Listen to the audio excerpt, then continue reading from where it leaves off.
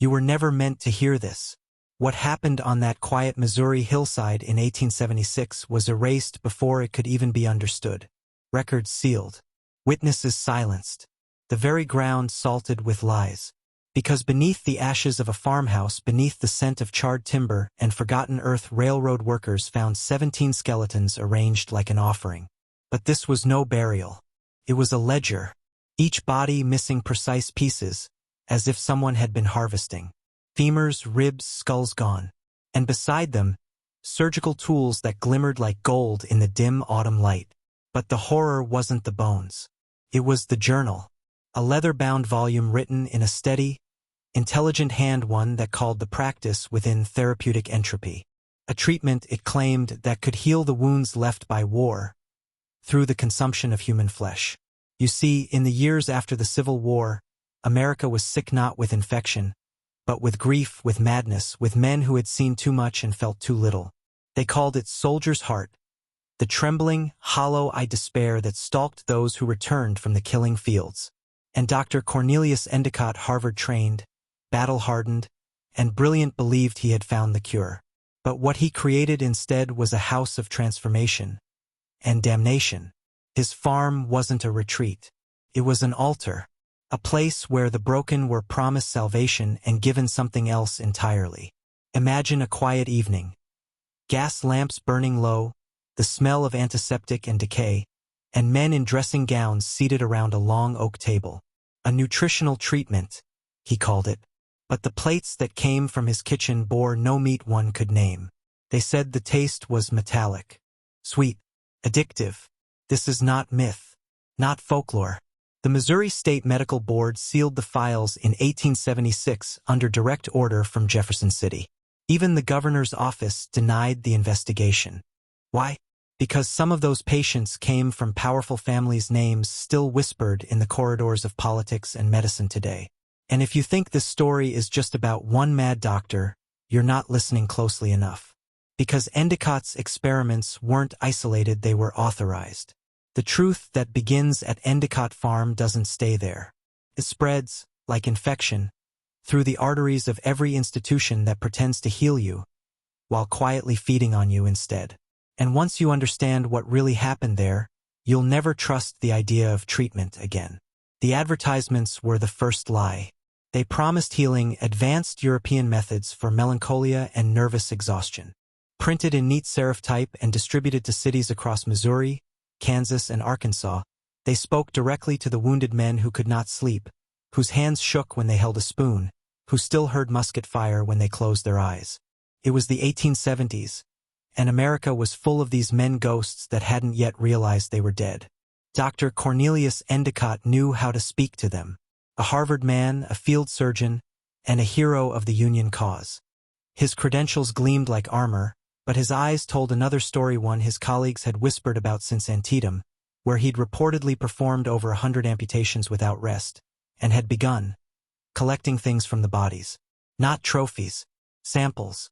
When he returned from Europe in 1872, he brought back more than surgical skill. He brought ideas. From Vienna, from Berlin, from obscure laboratories hidden behind cathedrals where no one spoke above a whisper. He had studied under men who believed the body could store emotion as energy, that consuming flesh could transfer vitality, even memory. In their circles, the practice was called essence transference. And they insisted that the closer the subject was to madness or pain, the more potent their essence became. So Endecott bought land. 320 acres of isolation. Private medical retreat. Perfect mask. The neighbors saw nothing unusual: a doctor, his wife Helena, their daughter Margaret, and a rotation of quiet, wealthy patients. The local grocer remembered how the doctor always ordered salt, vinegar, and lye in massive quantities. Preservation materials, he'd said, for medical experiments. And the families believed him, because who questions a man of medicine? Who questions healing when suffering is unbearable? Endecott's patients arrived by train, pale and trembling, clutching the hands of wives or brothers who prayed this was their last stop before sanity. But the doors of the farmhouse were one way. Inside, treatment began immediately: dietary adjustments, isolation, and what he called purification sessions. He told them that their sickness wasn't in their minds, but in their blood, that it could be rebalanced only through reciprocal ingestion. And so the first patient, a veteran named Captain Samuel Ridgefield, was given what Endecott described in his notes as an essence infusion derived from a compatible host. His appetite returned. His tremors eased. He slept through the night for the first time in years. But the host had vanished from the records. No discharge papers. No correspondence. Just a coded entry. Transferred to preservation. And here's the truth most historians will never print. The medical elite of the time knew. Harvard knew. Berlin knew. The letters exist stamped with the seals of academic councils and surgical societies. Endecott was not a rogue. He was part of something larger, a quiet network of physicians who believed humanity could be cured by devouring its own sickness. And that belief did not die with him. It evolved. At first, the Endecott farm looked like salvation. Its whitewashed walls gleamed in the sun, its fences straight and sturdy. The scent of lilacs drifted over the fields, masking the quiet hum that came from the cellar vents, a constant mechanical vibration, like breath drawn through iron lungs. The patients described their early days as peaceful. They were given rich foods, quiet rooms, and the promise of renewal. Endecott himself would make the rounds each morning, his voice calm and rhythmic, his presence strangely magnetic. He told them they were not there to be cured, but reborn, that the mind could only heal when the body surrendered its former self. The first phase was cleansing fasting, mineral baths, and whispered invocations from Helena Endecott, his wife, who oversaw the spiritual hygiene of each patient. She wore white linen gloves and spoke softly as she cut locks of hair and burned them over salt. The second phase was nourishment, thick broths, wines infused with unfamiliar herbs, and small cubes of meat said to rebuild the essence. No one questioned it, because the shakes stopped, the visions dulled, the nightmares receded. But those who stayed long enough began to notice things. Voices at night, a low, rhythmic chanting from the barn. The sudden disappearance of patients who'd seemed near recovery. The stains near the kitchen well that were never quite washed away. In April 1874, Martha Cunningham arrived unannounced, searching for her son, Lieutenant Thomas Cunningham. He'd been there 7 months. His letters had stopped. His mother's intuition told her something had gone wrong. When she entered the main house, she smelled it immediately, sweetness layered over decay, like syrup poured on a corpse.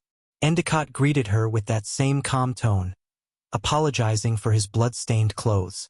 He claimed he'd just completed a surgery.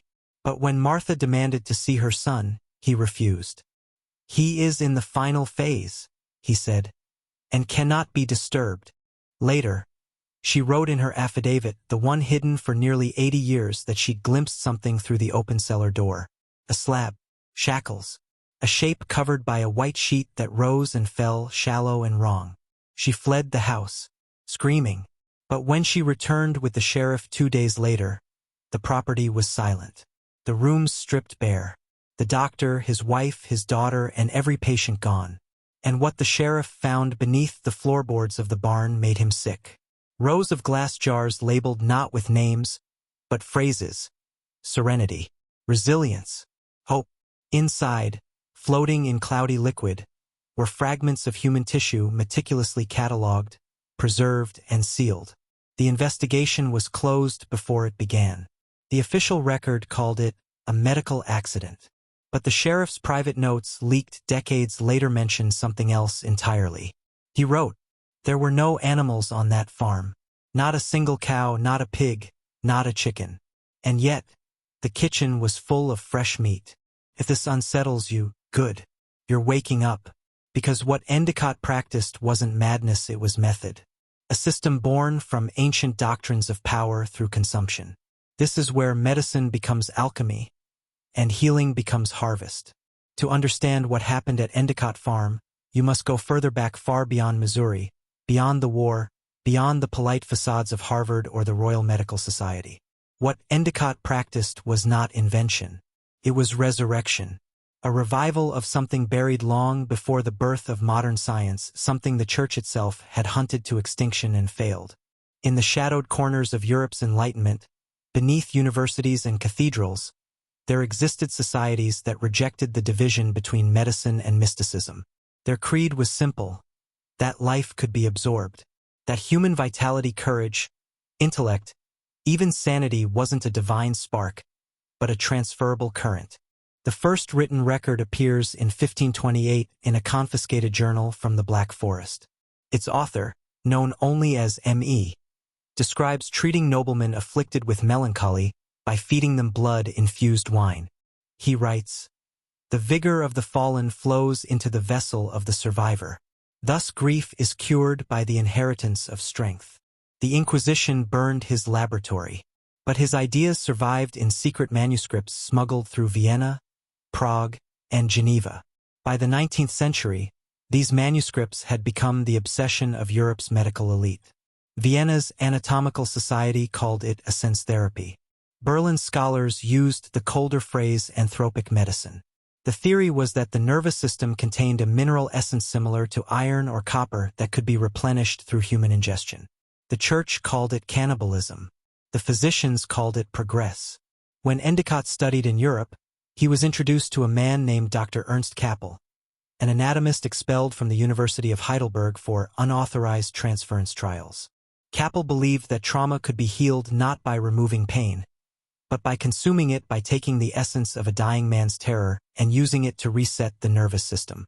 Endecott's letters from Vienna mention Kappel repeatedly. He wrote, "He teaches that suffering is the most concentrated form of vitality, that the devoured pain of another may cleanse one's own mind of despair." So when Endecott returned to America, when he opened that farm, he was not a madman improvising horror. He was a disciple continuing a European lineage of sanction violation. His patients were test subjects in a transatlantic project. And here's what chills me most. When the Missouri files were finally unsealed in the 1930s, a carbon copy of one of Kappel's sealed reports was found among them, dated 1874, the same year the farm disappeared. His closing line read, "Specimen e demonstrates promising transference stability. Recommend continuation under controlled colonial conditions." Controlled colonial conditions. That was us. America wasn't just a land of freedom. It was a laboratory. And what Endecott began in the name of healing was quietly absorbed through university endowments, pharmaceutical grants, and medical fellowships that still bear the same bloodlines. So when you trust an institution to save you, ask yourself this: whose pain is being converted into your peace? The cover-up began before the ashes cooled. On October 21, 1876, the sheriff of Jasper County filed his preliminary report on the Endecott property: 17 corpses, surgical implements, and evidence of systematic anatomical extraction. 2 days later, he was summoned to Jefferson City. When he returned, the report had been rewritten, signed by the state medical board. The official conclusion: a fire of accidental origin resulting in multiple casualties. Every trace of what he'd seen was locked away. The sheriff resigned 6 months later and left Missouri forever. His replacement, a man appointed directly by the governor's office, burned the remaining personal notes in the courthouse furnace. Why? Because the board's members weren't neutral. At least 4 of them had studied in Europe under the same academies that taught sense therapy. They recognized Endecott's terminology, the precision of his methods. And they knew exposure would ignite more than scandal, it would unravel the entire foundation of post-war medical legitimacy. You see, the late 19th century was an age obsessed with control. The human mind was a new frontier, and whoever mastered its mechanics would own the century. The same men who buried the Endecott case went on to found psychiatric institutions across the Midwest. They standardized diagnostic language. They decided what counted as sanity. They built a system not to cure the broken, but to classify them, contain them, and study the chemistry of obedience. The language of transference survived, sterilized, and translated into psychological theory. What Endecott called reciprocal ingestion became projective identification. His purification phase turned into behavioral conditioning. The words changed, the hunger did not. Look at the photographs of early asylums, rows of patients, uniformed, hollow-eyed. Those weren't hospitals, they were data farms. Each breakdown, each electric convulsion, each suppressed scream was recorded, measured, cataloged. They didn't need flesh anymore. They'd learned how to harvest emotion. And the institutions prospered. Families paid to have their inconvenient relatives treated. The state paid to keep the violent out of sight. Meanwhile, private donors, industrialists, financiers, academics funded the new science of behavioral control. The same families who had sent their sons to Endecott's farm now sat on the boards of these new foundations. They knew what the public could never be allowed to suspect, that the purpose of the system was not healing but containment. Every era has its Endecotts. Men who wrap appetite in reason, who rename hunger as progress. So the next time you see a headline about a breakthrough in cognitive recalibration, remember this: the lineage didn't end in that burned farmhouse. It evolved into something cleaner, quieter, and infinitely more obedient. The truth has a way of rotting its container. You can bury it, seal it, even rewrite it, but it bleeds through the cracks eventually. In 1933, 57 years after the official Endecott fire, a graduate researcher named Harold L. Mercer was cataloging archives at the Missouri State Medical Board. Mercer was a quiet man, methodical, unremarkable, the kind of mind institutions rely on to file away what no one else wants to remember. But one night, while sorting sealed evidence boxes from the 1870s, he found something misfiled: a wooden crate labeled Veterans Health Project, 1874. Inside, beneath a layer of mold and dust, was a glass vial, cloudy fluid, faded label, and a leather journal burned along the edges. It was signed C. Endecott, M.D. The journal contained diagrams of the human brain cross, referenced with Latin phrases. Translatio anime, the translation of the soul. But what caught Mercer's attention was the inked symbol on the final page, a simple triangle intersected by a vertical line, surrounded by a circle of numbers. He copied it into his notes. 2 weeks later, he was dead. The coroner called it suicide. His body was found slumped over his desk, the room locked from the inside. But the crate and the journal were gone. The board issued no statement. His widow received a check for $2,000 and a typed letter of condolence signed by a Dr. Langdon, who would later serve as chairman of the American Psychiatric Association. For the next 20 years, whispers of Mercer's discovery circulated in small academic circles. A rumor, dismissed as the fantasy of conspiracy theorists. But in 1954, a journalist from St. Louis named Edna Cleary began investigating the case. She tracked down Mercer's colleagues, former board clerks, and one aging farmer named Josiah Brennan, the same man who had driven Martha Cunningham to the Endecott property 80 years earlier. In his final interview, Brennan's voice shook as he described what he saw that morning. The White House, the strange metallic odor, the doctor's unblinking stare. "He looked at me like a man who didn't need to blink anymore," Brennan said. Like something in him had been replaced. Cleary's article never made it to print. The newspaper received a cease and desist order the day before publication, citing classified materials concerning government-sponsored medical research. 2 weeks later, her car was found abandoned outside Joplin.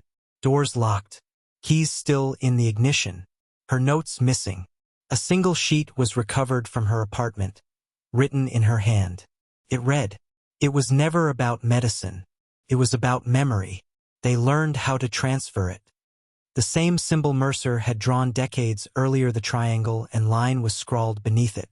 You see, this isn't just a story of one farm, one doctor, or one century. It's a relay, a passing of forbidden knowledge through time, hidden under the language of science and philanthropy. And every few decades, someone new digs it up, thinking they've discovered something forgotten. But the truth is, it was never buried. It was waiting. By the time the 20th century dawned, the story of Endecott Farm had dissolved into folklore, a cautionary whisper told in medical halls about the doctor who went mad in the Ozarks. But behind the mockery, his notes were circulating quietly among those who recognized what they truly were. Not superstition, but methodology.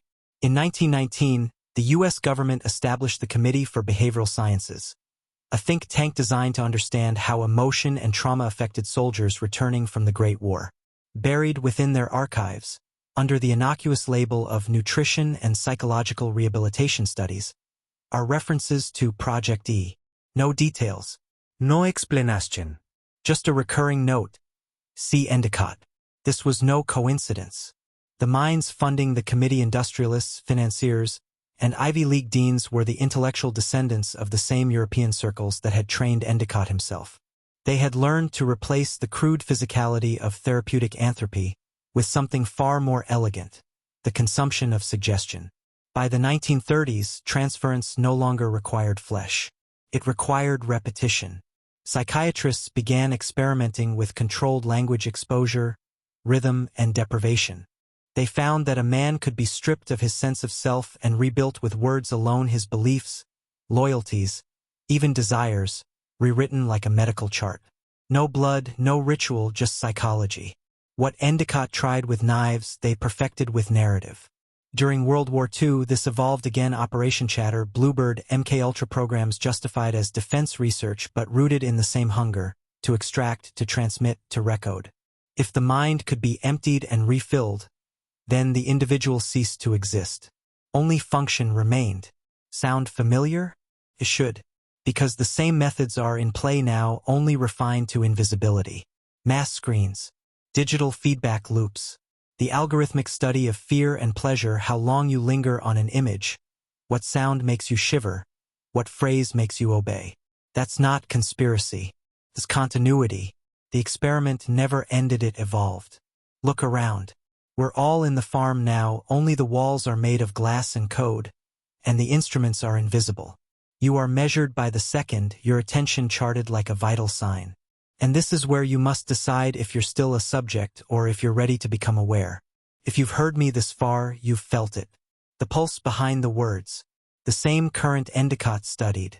The same hunger that systems feed on still moves through the world, wrapped in screens and slogans. Type this phrase below to mark that you've stepped beyond the veil. The harvest ends with me. Type it twice. Once for the self you were, and once for the self that now sees. Because from this moment on, you're no longer the one being studied. You're the one watching. When the last surviving pages of Endecott's journal resurfaced in 1962, hidden inside a medical anthology sold at an estate auction in Boston, they were brittle, blood-specked, and encoded. The writing was part English, part Latin, part something else entirely. The buyer, an anonymous collector, sent photographs of the text to a linguist at Harvard, who identified the cipher pattern, alternating anatomical terminology and biblical verse. When decoded, the passages didn't read like scientific notes. They read like liturgy. Endecott hadn't simply documented procedures. He had written a manual for belief. Each therapy followed 3 phases: isolation, reflection, incorporation, terminology still used today in certain psychiatric frameworks. But his version was different. It was metaphysical.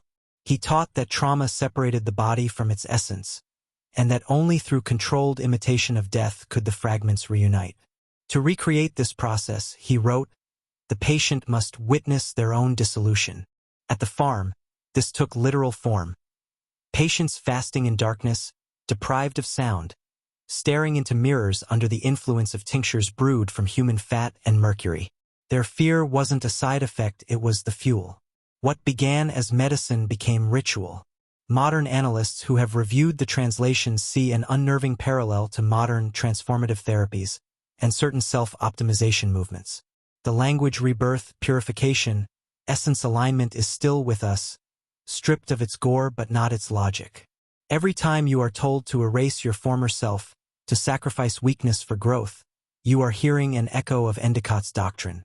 Hidden in the final lines of the journal was one more symbol, the triangle and vertical line, now surrounded by 7 dots.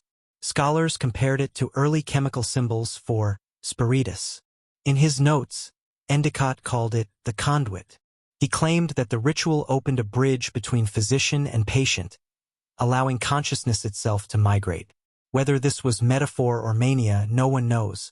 But his description matches modern accounts of suggestibility protocols, the deliberate induction of identity fusion through repetition and sensory manipulation. The unsettling truth is that institutions learned from him. They learned how to evoke surrender without pain, how to fracture a will without breaking skin. They removed the blood and kept the blueprint. Today we call it conditioning, therapy, brand loyalty, different names, same mechanism. Endecott's madness became the foundation of every system that asks you to trust the process. Because what he discovered and what they refined is that surrender feels good when it's dressed as healing. They said Endecott's symbol, the triangle split by a vertical line, haloed by 7 dots, was nothing more than a delusion of a dying man. But in archives across the 20th century, the same design keeps resurfacing, quietly, insistently, like something remembered by the institutions that tried to bury him. The earliest reappearance is in 1947. The insignia of Operation Chatter, a Navy intelligence program dedicated to chemical interrogation research, bore a stylized triangle intersected by a sword. Publicly, it represented vigilance. Privately, the project sought the perfect method of psychological compliance, how to induce speech, confession, surrender without visible force. By 1953, the line had become a beam. MK Ultra's subproject directories, those once classified lists of experimental branches, include one division called MK Delta. Its internal insignia? A triangle vertical ray, 7 smaller circles aligned like droplets. The line in the center now meant transmission, consciousness transfer, behavioral overwrite. The project's head researcher, Dr. Sidney Gottlieb, once described human personality as an energy system awaiting reconfiguration. That phrasing, awaiting reconfiguration, comes almost verbatim from Endecott's translated journals. Coincidence? Or legacy? But the core idea never changed. Behind every transformational system, every journey to your best self, lay the same psychological blueprint Endecott pioneered centuries ago: fracture, surrender, reconstruction. Only now, the scalpels were replaced with slogans. You've seen it 1,000 times plastered across self-help seminars, corporate retreats, and productivity apps. Break yourself down to build yourself anew. Kill your ego to find your truth. Trust the process. These phrases are mantras of consent, the modern liturgy of the conduit. In 1978, a quiet psychological movement began spreading through Silicon Valley, disguised as leadership development workshops. They used guided deprivation exercises, mirror meditations, and rhythmic breathing patterns to dissolve resistance in participants. Within 3 days, most attendees reported loss of identity boundaries and complete openness to instruction. One of the program's founders, Dr. Calvin Rice, a behavioral scientist whose grandfather was on the roster of MK Delta. The workshop became the Conduit Method, later renamed for marketability. Its logo, a stylized triangle intersected by a rising line. The more things changed, the more precise the mechanism became. The ritual of witnessing your own dissolution had simply been digitized. The mirror became your phone screen. The priest became your algorithm. The mantra became your notification chime. Every ping, every affirmation, every recommended for you, is an act of gentle hypnosis. The system rewards compliance with dopamine and cloaks obedience in empowerment. You are no longer ordered, you are guided. And beauty makes the obedience invisible.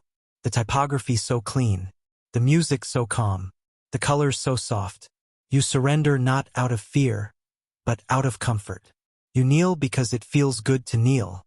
Endecott's greatest insight was not that humans could be controlled through horror, it was that they could be controlled through hope. The conduit line is alive today not as a secret cabal, but as an ideology so thoroughly absorbed into modern culture that you no longer notice it. Every time you whisper, "I'm becoming my best self," the old doctor smiles in his grave. Because you are still performing his ritual, you just call it progress. By 1994, the world had moved on from blood and smoke. No one cared about the lost farm in Missouri or the missing journals of a 19th century surgeon.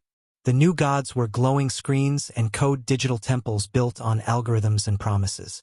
But deep within a research project at Stanford, fragments of Endecott's teachings reemerged, repackaged as behavioral patterning. The project was called Eidolon. Publicly, it was a study in user engagement.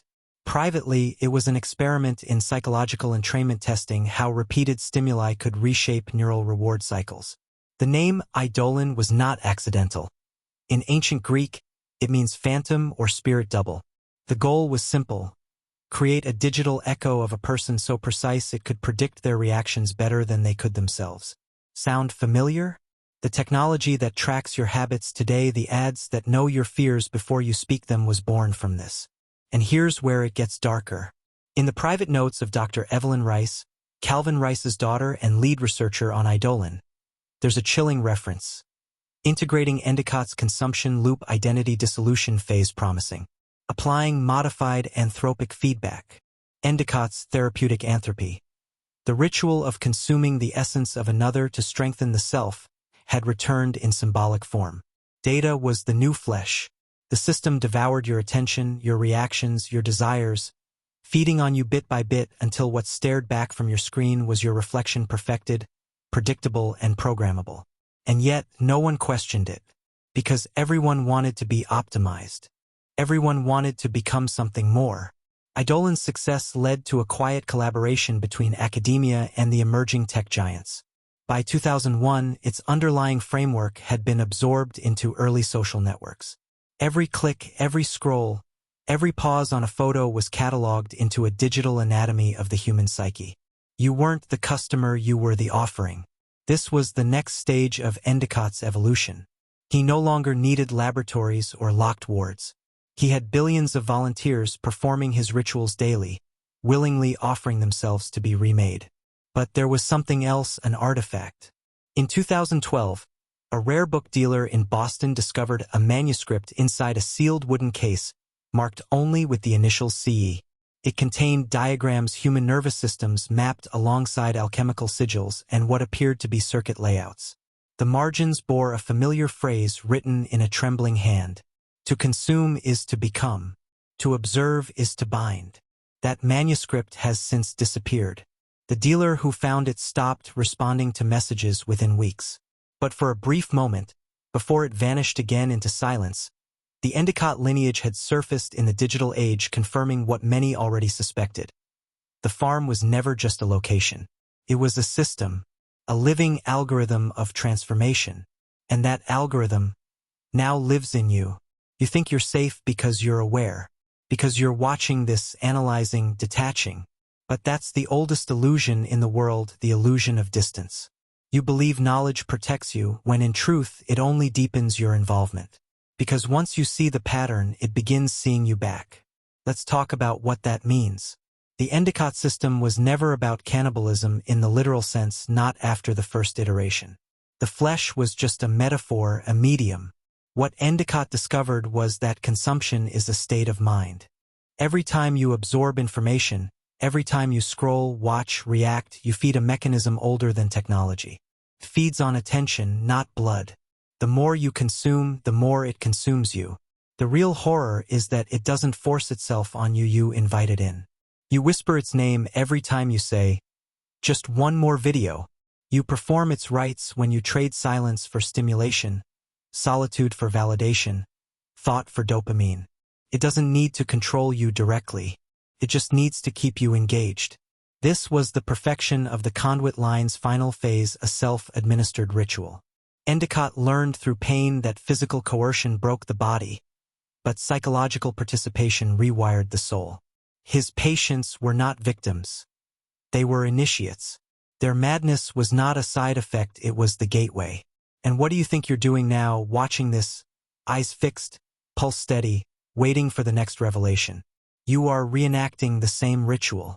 The altar has changed, it's glowing now, connected to Wi-Fi, but the offering remains the same.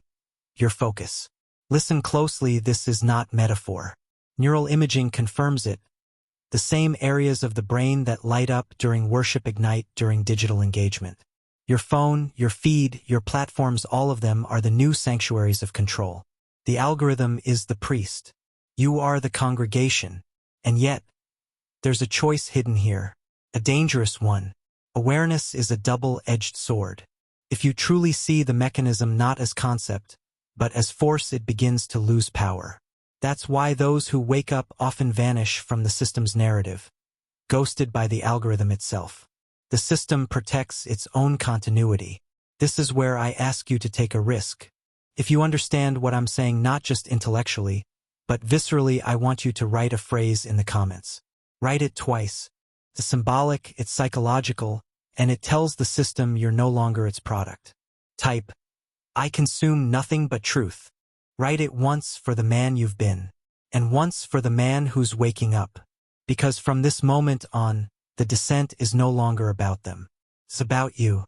It's easier to believe the darkness lives somewhere else in laboratories, boardrooms, or the graves of forgotten doctors. But the truth is less cinematic and far more terrifying. The pattern lives inside the architecture of power itself. What Endecott built on that farm was not madness.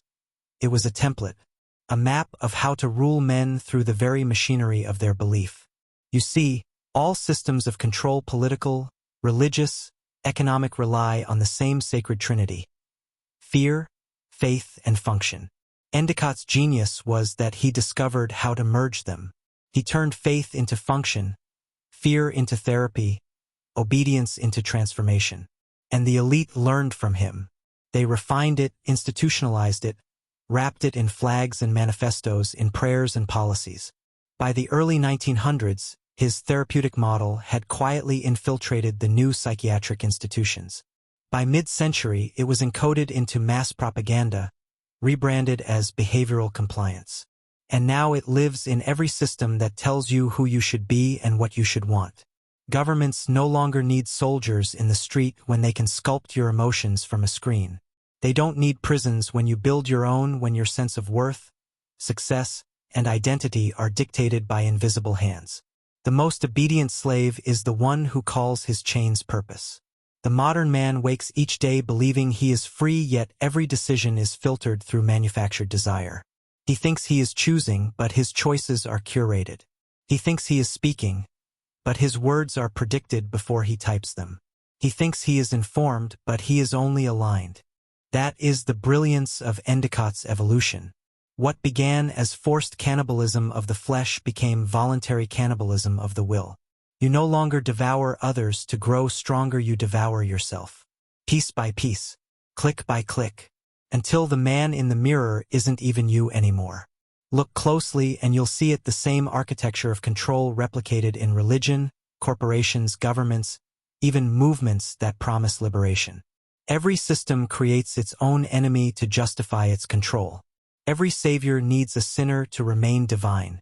And every revolution is just another rotation of the same wheel.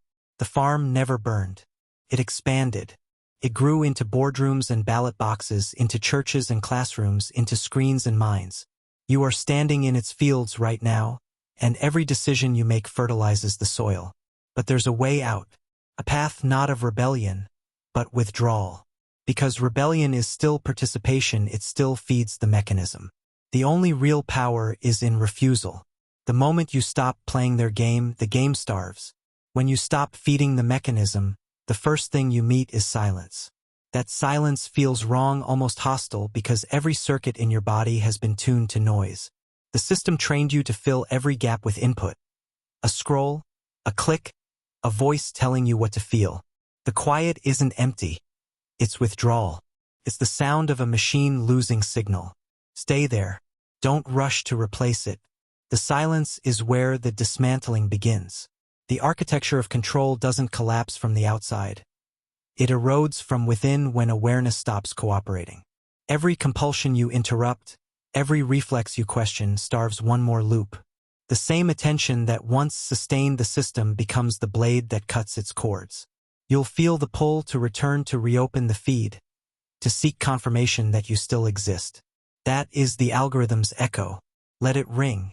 Do nothing. The longer you hold your ground, the more you begin to sense the contours of what's real. Breath, heartbeat, the weight of your own perception unfiltered by performance. This is not enlightenment. It's detox. The first stage of reclaiming the self Endecott tried to erase. He believed identity was a sickness, that by dissolving it he could create perfect obedience. But what he never understood was that identity is not fixed, it's a current. When you see it clearly, you can redirect it instead of losing it. Refusal isn't retreat. It's reconstruction.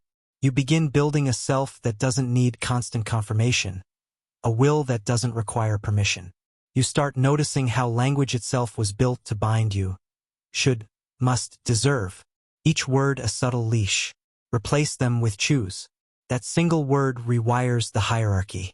Look at every structure, government, religion, technology, even relationships, and ask, does this feed me, or does it feed on me? The question alone weakens their grip. Then comes the harder work, accountability. Not the performative kind, but the private act of owning every compromise, every easy lie you've told yourself to stay comfortable. That's the true exorcism. Because the Endecott pattern only survives through denial. The moment you stop pretending, it loses its host. The silence will deepen again. You'll feel smaller, maybe even hollow. That's normal. That's the space where autonomy grows. Hold it, protect it, and when the noise tries to return, and it will remember, you are not an endpoint in their algorithm. You are the interruption. The silence doesn't last forever. Eventually, the world resumes its noise, the same faces, the same screens, the same machinery humming behind your life. But something inside you has shifted. You can hear the hum now. You recognize its rhythm. Every ad, every argument, every promise of salvation carries that same undertone, the endless whisper of the farm. Once you've heard it, you can never go back. The final transformation isn't about escape. It's about vision. The world doesn't change. You do. You stop mistaking the cage for the cathedral. You start seeing the wires in the walls, the invisible hands that shape opinion, manufacture outrage, commodify love. And in seeing them, they lose the power to move you. That's what awakening really is, not rebellion, not violence, not retreat, but lucidity. The ability to stand in the storm without kneeling to it. To move through a system built to consume you and remain unconsumed. When Endecott spoke of essence therapy, he wasn't trying to heal his patients. He was trying to learn how the will breaks. He discovered that when a man loses his sense of meaning, he will surrender anything, his morality, his memory, even his flesh, to regain it. The elites who inherited his pattern understood this too. They learned to manufacture meaning, to sell identity, to rent out belonging, one subscription at a time. But meaning isn't given. It's made in silence, in solitude, in the slow rebuilding of the self the system tried to fragment. When you begin to create your own values, your own definitions of worth and success, the machine stutters. Can't predict you anymore. You stop being data. You become dangerous. That is what the farm feared most. Men who could not be programmed. So if you've come this far, you've already done what billions never will. You've looked into the architecture of your own control and named it. You've seen how ancient corruption has simply changed costumes through the centuries, wearing the faces of kings, CEOs, prophets, and influencers. And now you carry the responsibility that comes with that sight. Because once you see, you owe the world your clarity.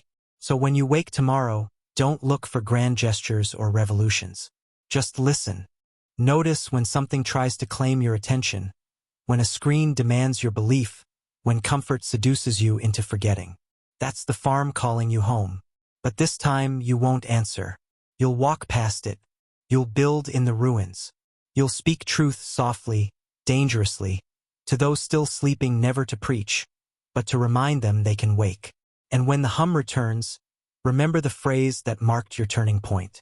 Whisper it again, not for me, not for any algorithm, but for yourself, your final act of defiance. I consume nothing but truth. And in that moment, the last echo of Endecott's machine will know it lost another subject.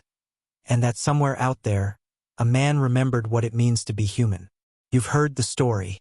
You've seen how it spread from the scalpel to the laboratory to the algorithm. Now the question is, do you still believe you're free? If you felt it, the pull of the farm, the truth behind the noise, write this phrase twice in the comments. I consume nothing but truth. Once for the man you were. Once for the one who just woke up. Welcome to the ones who see.